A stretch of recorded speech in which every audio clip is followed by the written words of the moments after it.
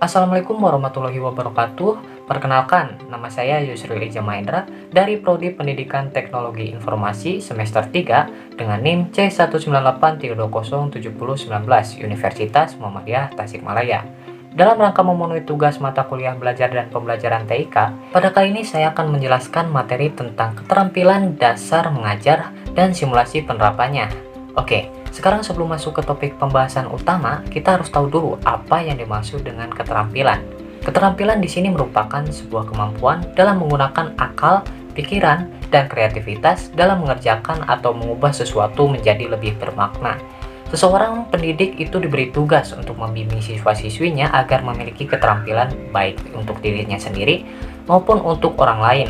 Maka dari itu, seorang pendidik harus memiliki keterampilan dasar mengajar. Lalu apa sih yang dimaksud dengan keterampilan dasar mengajar ini? Keterampilan dasar mengajar adalah kecakapan atau kemampuan yang harus dimiliki oleh seorang pengajar dalam menjelaskan konsep terkait dengan materi pembelajarannya. Di dalam keterampilan dasar mengajar, menurut Helmiati, terdapat 8 poin yang harus dikuasai oleh seorang guru. Di antaranya, 1. Keterampilan membuka dan menutup pembelajaran. Maksudnya yaitu dalam proses pembelajaran, hal utama yang harus dilakukan oleh seorang guru ketika masuk ke dalam kelas yaitu dengan membuka pelajaran. Hal ini bertujuan agar aktivitas yang dilakukan oleh guru tersebut berjalan dengan baik dan terarah. Setelah proses pembelajaran telah selesai, selanjutnya seorang guru harus menutup pembelajaran tersebut. Dalam hal ini harus ada beberapa hal yang harus diperhatikan untuk menutup pembelajaran, yaitu guru dapat melakukan cross-check atau pengurutan atas materi yang telah guru sampaikan dan siswa pelajari. Dan yang kedua, ada keterampilan menjelaskan. Pada saat mengajar siswa, guru diharuskan tidak hanya menguasai materi pembelajaran saja, tetapi di sini guru juga mampu menjelaskan sebuah materi tersebut. Menjelaskan sendiri merupakan upaya penyajian informasi yang dilakukan secara lisan untuk menunjukkan adanya hubungan interaksi akan guru dan para siswanya. Selanjutnya, yang ketiga, ada keterampilan bertanya. Sebuah pertanyaan dapat menjadikan orang lain lebih tertarik dengan apa yang disampaikan oleh guru tersebut. Pertanyaan tersebut nantinya menjadi alat komunikasi yang ampuh antara guru dan siswa. Dan di sini peran guru harus pandai dalam menyusun sebuah pertanyaan agar siswa menjadi lebih tertarik akan pertanyaan yang disampaikan tersebut. Selanjutnya yang keempat, ada keterampilan memberi penguatan. Penguatan di sini merupakan segala respon yang diberikan oleh seorang guru kepada siswa dalam bentuk memberikan dorongan atau mengkoreksi setiap perilaku atau sikap yang dilakukan oleh siswa. Penguatan sendiri memiliki dua macam, diantaranya penguatan verbal dan penguatan non-verbal. Penguatan verbal yaitu penguatan yang disampaikan melalui kata-kata atau secara lisan. Biasanya pengutaraan ini disampaikan dengan menggunakan kata-kata pujian. Selanjutnya penguatan non-verbal. Penguatan non-verbal di sini adalah penguatan yang dilakukan dengan gerak mimik, seperti senyuman, acungan jempol, dan lain sebagainya. Dan selanjutnya yang kelima, ada keterampilan membimbing kelompok kecil. Keterampilan ini dikhususkan agar seorang guru mampu membimbing siswa secara kelompok dengan baik. Selanjutnya yang keenam, ada keterampilan mengelola kelas. Keterampilan mengelola kelas merupakan salah satu hal mendasar bagi seorang guru. Guru sendiri harus dituntut agar mampu mengoptimalkan kondisi belajar di dalam kelas dan mengembalikan seperti semula jika dirasa di dalam kelas terdapat gangguan yang mengganggu proses pembelajaran tersebut. 7.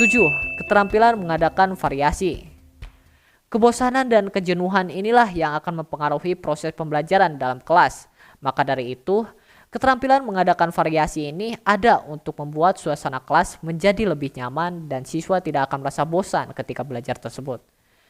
Tentu banyak sekali bentuk variasi yang bisa dicoba oleh seorang guru, diantaranya A.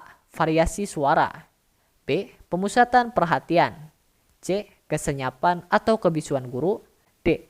Melakukan kontak pandang dengan siswa, E. Gerak badan atau mimik, F. Pergantian posisi guru di dalam kelas.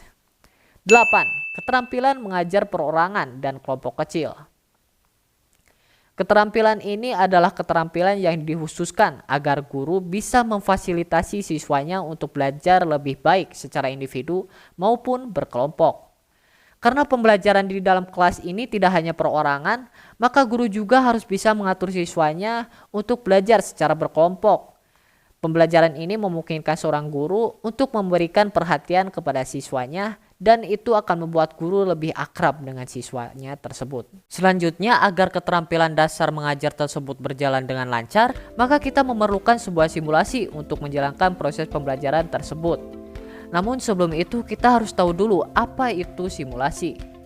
Simulasi adalah salah satu cara untuk memecahkan permasalahan dari banyak persoalan yang dihadapi dalam dunia nyata. Lalu ada pula pengertian dari metode pembelajaran simulasi yang merupakan salah satu teknik pembelajaran yang menggunakan situasi tiruan dan pembelajaran secara berkelompok. Simulasi tersebut nantinya dapat meningkatkan prestasi belajar siswa sekaligus meningkatkan kemampuan siswa agar bisa berhubungan dengan lingkungannya dan dapat mengatasi permasalahan yang ada.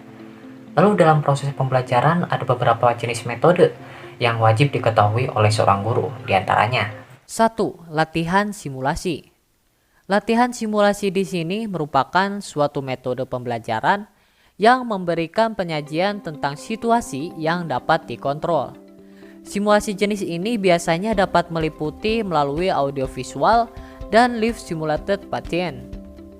Dan yang kedua, ada simulasi game atau permainan simulasi. Dan yang ketiga, ada role playing atau bermain peran.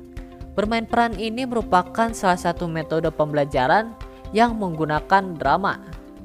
Maka kita sebagai pendidik haruslah berpikir kreatif dalam menciptakan suasana tersebut agar proses pembelajaran dapat berjalan dengan semestinya. Lalu ada pun beberapa faktor yang mempengaruhi sistem pembelajaran itu tidak dapat berjalan dengan semestinya. Di antaranya 1. Ada faktor guru. Faktor guru dalam sistem pembelajaran terutama di Indonesia masih menjadi salah satu sumber pembelajaran yang memiliki peran sentral. Dan yang kedua, faktor siswa. Dalam paradigma yang berkembang saat ini, kedudukan siswa dalam sistem pembelajaran diposisikan sebagai subjek pembelajaran. Dengan demikian, kedudukan siswa adalah sebagai pelaku pembelajaran yang aktif, bukan sebagai objek yang hanya siap untuk menerima saja.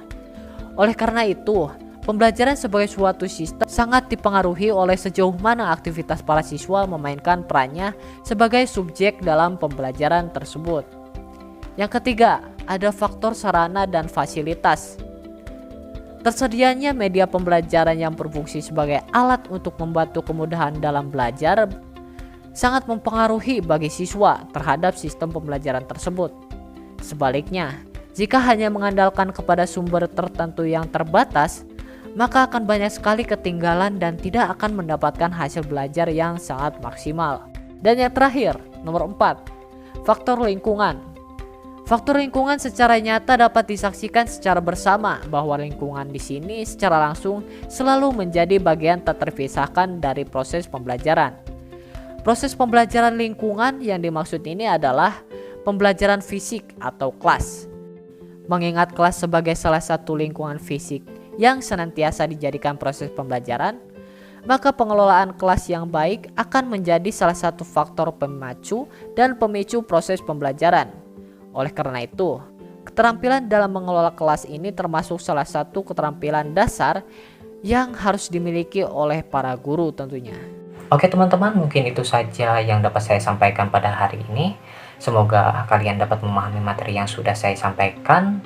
Dan saya harap materi ini dapat berguna untuk kalian semua, terutama calon guru yang kelak akan membantu dan mendidik calon generasi bangsa agar lebih terarah dan menjadi lebih baik. Sekian dari saya. Mohon maaf apabila materi tersebut masih belum lengkap dalam pemuatannya, dan mohon maaf jika ada salah kata dalam pemaparan materi yang sudah saya sampaikan tersebut. Wassalamualaikum warahmatullahi wabarakatuh.